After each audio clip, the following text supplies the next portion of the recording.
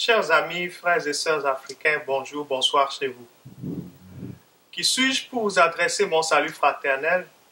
Cela n'est pas plus important que l'appel que je viens vous lancer à travers cette vidéo. Néanmoins, je me nomme Dagbevi, je suis africain du Togo. Je viens en effet vous convier à apporter votre contribution, aussi petite soit-elle, à la réalisation d'un projet de film important. Ce film s'intitule Sylvanus Olympio et est initié par notre compatriote togolais Foli Teko qui réside en Europe.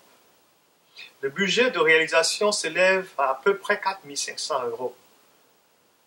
Pour ceux qui ne connaissent pas Sylvanus Olympio, il fut le héros indépendantiste du Togo et premier président élu de ce territoire de l'Afrique de l'Ouest qu'on appelle affectueusement le sourire de l'Afrique. Malheureusement, feu Sylvanus Olympio a été foudroyé par la France-Afrique le 13 janvier 1963, 3 ans à peine après avoir conduit le Togo à sa première étape vers une indépendance totale.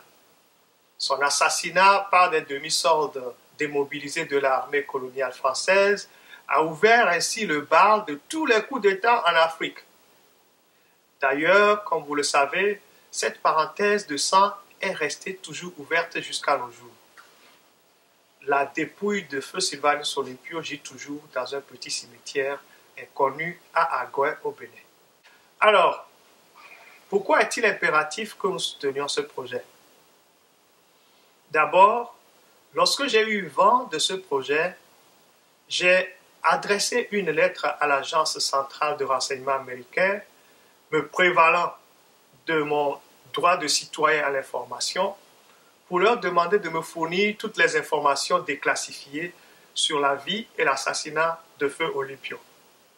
Je me suis adressé à eux parce qu'en fait, selon les informations disponibles au public togolais, feu Sylvanus Olympio a été assassiné dans le jardin de l'ambassade des États-Unis.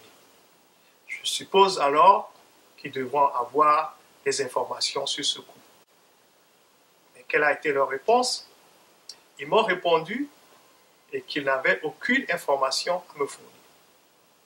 C'est pour donc vous dire que si nous voulons reconstruire notre histoire, faire renaître notre grande civilisation africaine dont les pièces ont été sciemment dispersées pour que nous n'ayons plus de référence, nous, Africains, avons l'impérieux devoir d'aller à la recherche de ces pièces-là. Nous devons faire le travail par nous-mêmes. La deuxième raison, c'est qu'il est finalement temps de réclamer notre histoire et de la raconter de notre point de vue. Parce que l'image et les stéréotypes qui nous ont été collés depuis l'esclavage, la colonisation, et qui sont entretenus jusqu'à aujourd'hui, sont les vrais obstacles pour notre épanouissement et le progrès des peuples noirs partout où ils se trouvent. Je dis bien partout où ils se trouvent. Et si nous ne prenons pas la parole pour nous présenter comme nous sommes en fait et remettre à l'endroit ce qui a été travesti à propos de notre histoire, notre civilisation et notre culture, le destin de l'Afrique ne changera point. Et enfin, parce que nous parlons tous aujourd'hui de renaissance africaine et qu'il est temps de quitter le virtuel pour joindre l'acte à la parole en soutenant ceux des nôtres qui prennent des initiatives louables dans ce sens-là. Vous savez, mes compatriotes, un proverbe africain dit « Lorsque vous priez, bougez vos pieds ».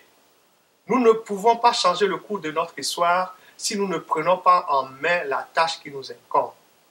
Agissons pour qu'advienne enfin l'ère d'une Afrique libre, juste et prospère. S'il vous plaît, soutenons le film Sylvanus Olympio, visitez le lien qui paraît sur votre écran pour apporter votre contribution. Je vous remercie d'avance et à la prochaine.